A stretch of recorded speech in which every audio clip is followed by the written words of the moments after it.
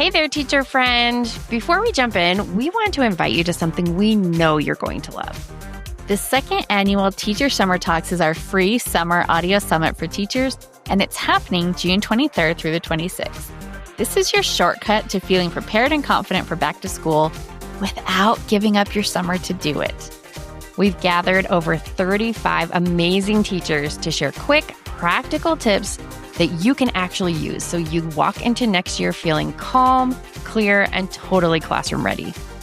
And the best part, it's all audio. No Zoom links, no screens, just pop in your earbuds and hit play from the pool, the car, or wherever summer takes you. So if you're ready to get your teaching game plan together with just the right amount of fresh start energy, we would love for you to join us. Grab your free ticket at secondstorywindow.net/summit. We can't wait to see you there.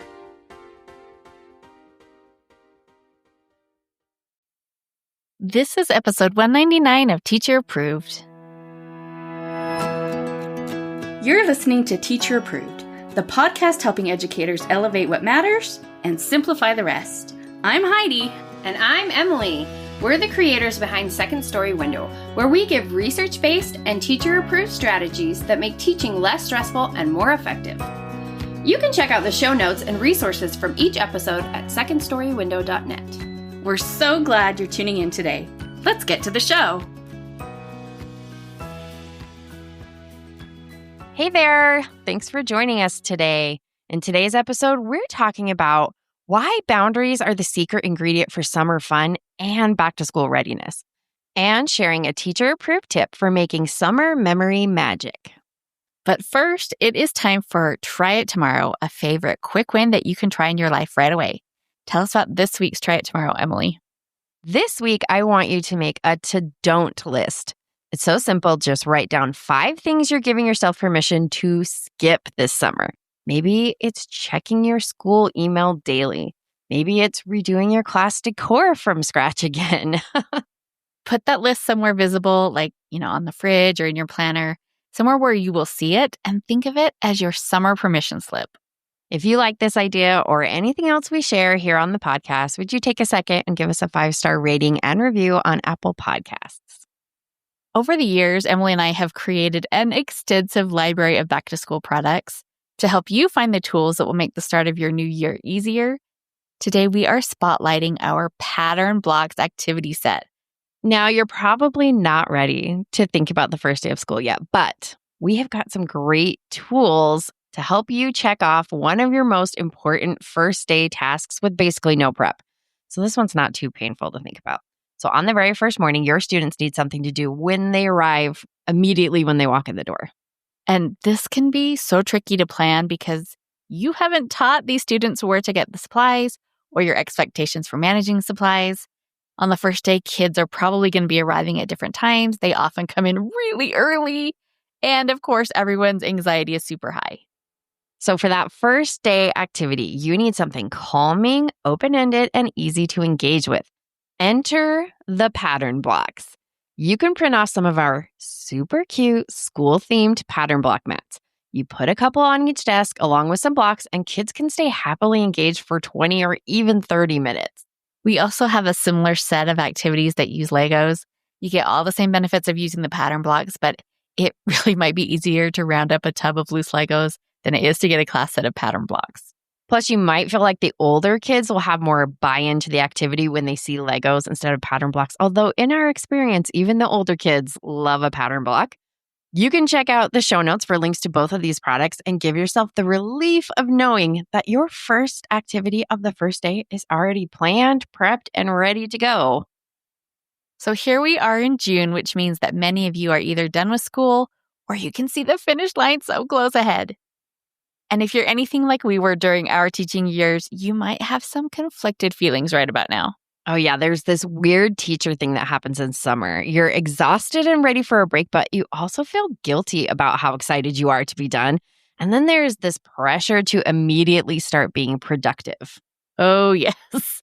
I remember sitting on my couch the first week of summer break, still in my pajamas at noon or probably 3, let's be honest, and feeling just overwhelming guilt. Like, shouldn't I be organizing my classroom library right now? Or shouldn't I be planning next year's reading units?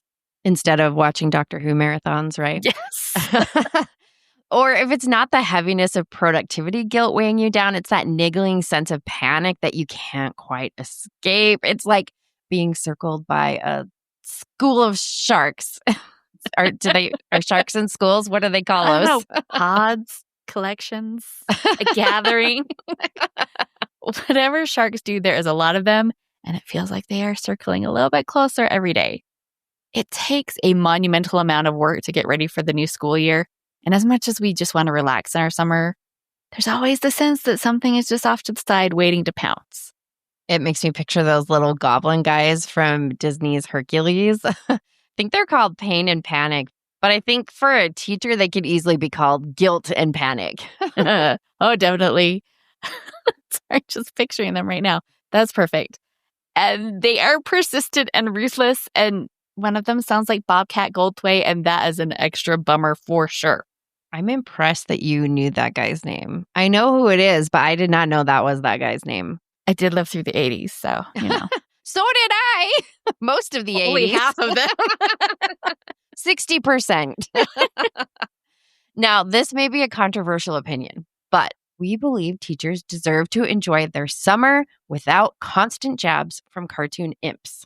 You can never say that we shy away from the hot takes around here. It's true. If it needs to be said, we're going to say it. Teachers deserve a break. So we're going to give you the secret weapon for taming teacher guilt and panic. And that weapon is boundaries. Wah, wah. That is very anticlimactic. Boundaries are not the most thrilling content to be talking about, but they are oh so summer saving. That's because teaching doesn't stop just because our contract does. And if we're not careful, summer just becomes a quieter form of burnout. But with the right boundaries, you can actually recover and still feel ready by August. Boundaries are the invisible fences that protect your peace, your time, and they let you enjoy your life and still start the year feeling prepared. Imagine how you might spend a typical summer. You're on call for your family's every need. You end up planning 3 vacations, organizing the pantry, attending 12 PD webinars, overhauling your math centers, and when back to school season rolls around, guess what? You feel anything but rested. And that's where boundaries come in, not as another thing to do, but really as a way to protect the season that you're in. So today we are walking you through 3 kinds of boundaries that every teacher should consider this summer. Time, tech, and task load. We love a list, especially if it can start with the same letter. Now, these aren't rigid rules. We're offering you some flexible frameworks that you can adapt to your own life and your own needs. When you set clear boundaries around your time, your technology use, and your task load, you create space for the kind of recovery that actually prepares you to be the teacher you want to be. Our teacher-approved summer plan, I feel like we should have like a little trademark copyright or something there. TM. It has 2 parts, recovery and readiness. Last week in episode 197, we talked all about the 4 different types of recovery and suggested ways for how you might want to include them in your summer plans. Summer recovery is the best kind of recovery, so definitely check out that episode if you missed it. But the second part of our summer plan is readiness. We need recovery to refuel after a draining school year, but we need readiness so we don't find ourselves completely burned out by September 15th from trying to get the new year up and running. The first step to our readiness plan is to imagine how you want to feel as you head into the new school year. If you want to start the school year feeling more prepared than ever, what tasks do you need to accomplish to give you that feeling? Then the next step is to identify the specific goals that will help you get there. You will probably have some school-related goals in there, like reading a couple teaching books or finally figuring out how to fit more social studies into your day. And of course, joining us for the Teacher Summer Talk Summit and the Back to School Success course, right? Yes, you definitely want to grab your spots for those in June, but also think about personal goals that can help you get ready for school. Maybe you want to start going to the gym every day now so that it's already a habit when school rolls around. Or maybe you want to spend some time this summer trying out easy meal prep ideas so that meal times during the school year are way less frantic.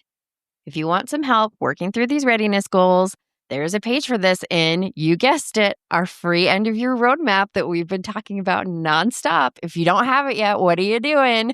There's so much good stuff in there. So go grab that from the link in the show notes if you don't have it. Once you have an idea of what back to school readiness looks like for you, it's time to put some boundaries around those goals.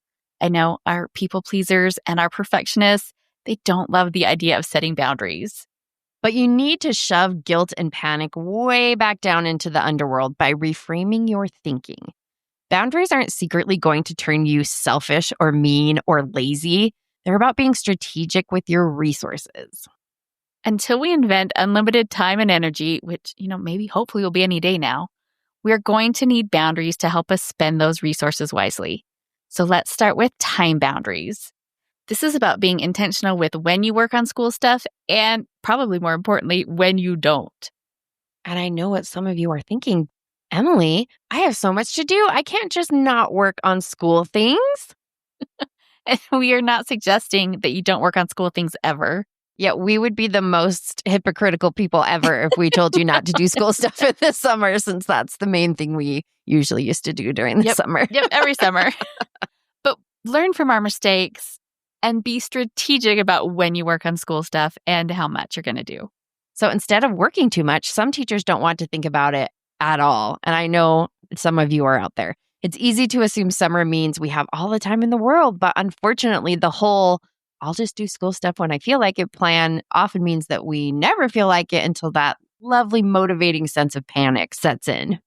Now, it might seem like working too much and not working enough are opposite problems, but they really are two sides of the same coin. Yeah, it's like guilt and panic had a horrible baby, and that baby is named anxiety. Babies do cause anxiety, let's be honest. If we feel anxious, we might cope by throwing ourselves into unrealistic to-do lists, or we might cope by ignoring that to-do list altogether. Either way, we end up stressed out and really not feeling any more ready. So let's not do that. Instead, try carving out designated blocks of time for working on school tasks.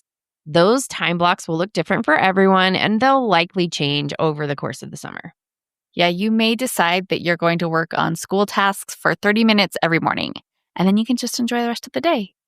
Or you may decide that you're going to work in your classroom every Wednesday. Even just 1 hour a week for intentional prep can work wonders. I love this approach because it gives you both structure and freedom. You know you have dedicated work time, so you really can relax during your off time without that nagging feeling that you should be doing something productive. You can tell that feeling, hey, I have a plan, back off. Another option for managing your time is the monthly approach. Maybe in June, you're not going to do any work. Except, of course, to join us in the Teacher Summer Talk Summit. But don't worry, that's going to be so fun. It won't even feel like work. That does feel like the perfect thing for June. And then in July, you might do light prep work. And then in August, you can really dive into more focused preparation. Whatever you decide, the key is making a decision and sticking to it. Because when you don't have boundaries, you end up in this weird space where you're not really relaxing, but you're not really being productive either. Yeah, you're not getting the benefits of rest, and you're not doing your best work. It's kind of the worst of both worlds. But when you have clear time boundaries, you can be fully present in whatever you happen to be doing. Ready to feel calm, confident, and classroom ready for fall?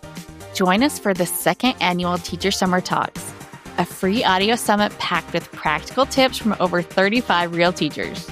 No screens, no stress. Just smart ideas that you can listen to anywhere.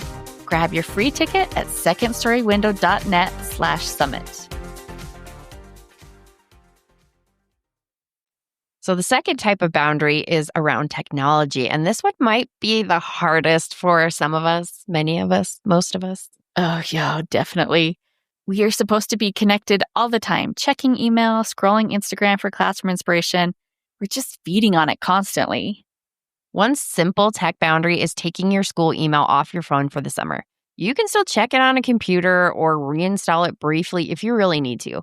But this makes sure you're not just opening it out of habit and accidentally ruining your summer peace. And who hasn't been there? Or if that feels too scary, maybe try putting boundaries around when you check it. Maybe you only check your school email once a day, or even better, once a week. You could also try being more intentional about which teacher-related social media accounts you follow. Pay attention to how you feel after looking at certain accounts. Hold on to those accounts that make you excited to teach, and then just unsubscribe from the ones that trigger your comparison brain. Yes, because social media can be such a double-edged sword for anyone, but especially teachers, because it can be so inspiring. And hopefully, our account is super inspiring for you, but it can also make you feel like everyone else has it more together than you do. And we don't want that. And while we're talking about social media, just a warning to be careful about Pinterest during summer break. I know we all love Pinterest, but it can quickly turn from inspiration to overwhelm. If you're going to venture into Pinterest land, try setting a timer, give yourself 20 minutes to browse, save what you love, and then close the app. Don't let yourself fall into that Pinterest rabbit hole where suddenly it's 2 a.m. and you've pinned 47 different bulletin board ideas. Yeah, nobody needs 47 bulletin board ideas. The goal with tech boundaries isn't to completely disconnect from the teaching world. It's to be intentional about how and when you engage with it.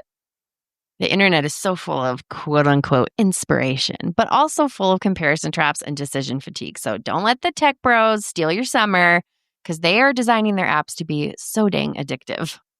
Those dang tech bros. Our third type of boundary is around task load. We want to be strategic about what we take on and what we let go. This one is huge because teachers are natural overachievers for the most part. We see all the things we could do to improve our classrooms, and we want to do all the things, all of them. All the things, all the time. But as we have learned the hard way, time and again, trying to do everything usually means you don't do anything particularly well. It's better to focus on a few high-impact tasks than to spread yourself thin across dozens of small projects. Time boundaries and technology boundaries work really well with task boundaries. Once you schedule your productive work time, you want to make sure that that time really is productive. And that means having a clear vision for what needs to be done during that time. Right. If you're going to go to the trouble of hiring a babysitter for 2 hours so that you can work in a coffee shop, you don't want to waste 45 minutes of that time just figuring out where to get started, or what would be even worse, spending 45 minutes in some kind of TikTok rabbit hole. Yes, so having a list of tasks is important, but knowing where to start on that list is vital. Back in episode 131, we talked about how to prioritize your summer to-do list. Go revisit that episode if you want a deep dive. But the first step is to imagine how you want to feel as you head into the new school year, and then identify specific goals you can set for the summer that will help you get there. With that to-do list in hand, ask yourself which tasks will help you move closer to feeling prepared, and then you start there. Yes, printing vinyl cubby labels would be super cute, but is that more useful than having your copies made for Meet the Teacher night? It's probably definitely not as impactful on your mental load for sure. We also recommend setting boundaries around other people's expectations. Maybe your principal sends an email in July suggesting everyone update their bulletin boards. You can politely acknowledge it and add it to your to-do list for August, or decide it's not a priority this year. Now, during the summer, you may also find that other people in your life expect you to be at their beck and call because you are on a break. Your neighbor might think that you should be happy to watch your kids because now you have all this time off. Or your parents might expect you to come help stain their deck because, what else are you doing all day? When other people think you owe them their time, I've found it often comes from a place of jealousy, even if they aren't aware of it. They wish they had summers off too, while completely ignoring that you still have professional development and planning responsibilities and everything else that comes with being a teacher. Oh, and you're not getting paid for all of that either. Yes, let's not forget that part. So when this happens, try to assume that people who are claiming your time aren't really aware that they're overstepping. Let's be honest, that might not be true. But at least you'll feel better if you don't jump to the worst conclusions. And then just say no if you need to, or offer a limited role. Maybe you can watch your neighbor's kid from 9 to noon one day a week. Or you can help your parents with the deck one afternoon, but you can't take on the whole project. But, still say no. You can say no. And I know it is so hard to do, but it does get better with practice. And you are not unreasonable to decline an assignment that you didn't ask for. The goal isn't to be rebellious or difficult. The goal is to protect your energy for the things that truly matter in your life. So as you're making your summer plans, remember these 3 kinds of boundaries. Time boundaries to help you be strategic about when you work and when you rest. Technology boundaries to create space from the constant input of teacher demands. And task load boundaries to focus on what truly matters instead of trying to do everything. When you have clear boundaries, you can be fully present in whatever you're doing. When it's work time, you can focus completely on the task at hand. And when it's rest time, you can truly rest without guilt. We are saying no to teacher guilt. Again, you can count on us to stand up and say the unpopular things. No to teacher guilt. Plus, boundaries help prevent the end of summer panic. When you have boundaries and stick to them, you end up with a much more realistic sense of what you can accomplish. No more overpromising to yourself and then feeling disappointed. If saying no is a struggle for you, like it is for so many people, try thinking of everything you get to say yes to because you're not taking on too much. You get to say yes to enjoying your unpaid time off. You get to say yes to reconnecting with loved ones. You get to say yes to rediscovering the parts of your life that just kind of get buried during the school year. And most importantly, you get to say yes to showing up in August well-rested and excited about teaching, even if your bulletin boards aren't Pinterest perfect. And whose are really? Teacher well-being directly impacts student outcomes. When you take care of yourself, you are taking care of your students too. Your future students deserve a teacher who's rested, excited, and ready to give them their best. And boundaries are what make that possible. We would love to hear what you are saying no to this summer. Come join the conversation in our Teacher Approved Facebook group. Now for our Teacher Approved tip of the week, where we share an actionable tip to help you elevate what matters and simplify the rest. This week's Teacher Approved tip is make a summer sensorium. Tell us about it, Hyde. Well, we talked about this back in episode 134, but since it happens to be summer again, it seems like a good time to revisit this topic. So I learned about this from Gretchen Rubin on her podcast, Happier. Yes. Something that didn't seem right.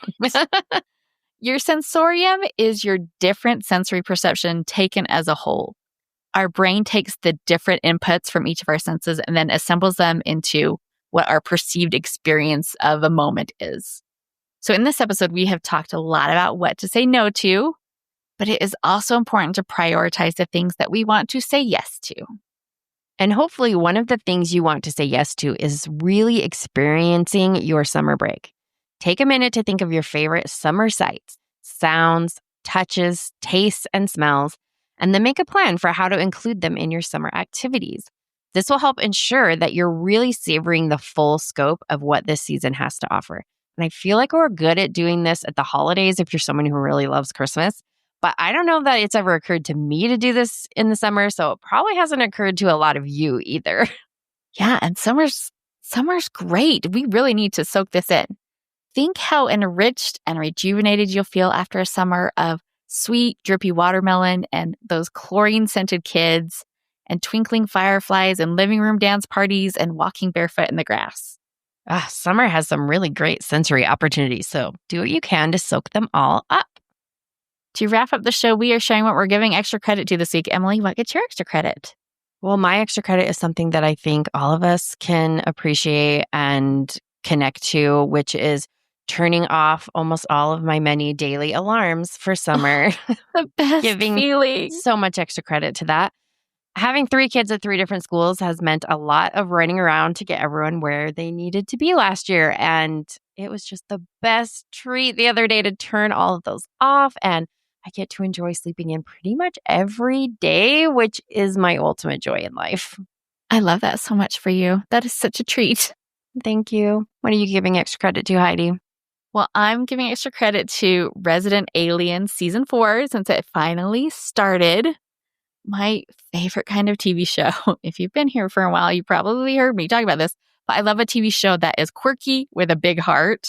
So things like Ghosts. What are some other favorites? Ted Lasso. Ted Lasso. Oh, yeah. Community Office, obviously. Yes. And this show gets 5 stars for both quirkiness and big-heartedness. So if you are unfamiliar, Harry is an alien who crash lands on Earth. And so to fit in, he kind of has to cosplay as the town doctor. And as he does so, he learns all the ups and downs of being a human along the way. He's obsessed with Law and Order and pie. And his mortal enemy is a 9-year-old boy. And the insults that they sling back and forth at each other are hilarious. So if you need a summer show, this is perfect. It's funny and it's heartfelt and it's not too heavy. And if you're not into sci-fi, I promise the sci-fi is more just like comedy than it is like heavy space travel stuff. So I love the show. I think I've rewatched it 3 times. And I laugh every time. Well, you've harassed me about it for years now, so I am committing that I will finally watch this because I'm out of all my other shows. So I'm going to watch this one. Well, I'm glad you got to the bottom of the bucket. And as Sheriff Mike would say, ladies love their buckets. So I'm excited to know what that means. And it is streaming on like 3 different things. So I think it's on Sci-Fi, it's on USA, and it's on Peacock. And it might even be on Netflix. So it's easy to find these days. Sweet. That is it for today's episode. Boundaries are the secret ingredient for a summer that is both joyful and successful. And don't forget our teacher-approved tip to create your own summer sensorium list. We hope you enjoyed this episode of Teacher Approved. I'm Heidi. And I'm Emily. Thank you for listening. Be sure to follow or subscribe in your podcast app so that you never miss an episode. You can connect with us and other teachers in the Teacher Approved Facebook group. We'll see you here next week. Bye for now. Bye.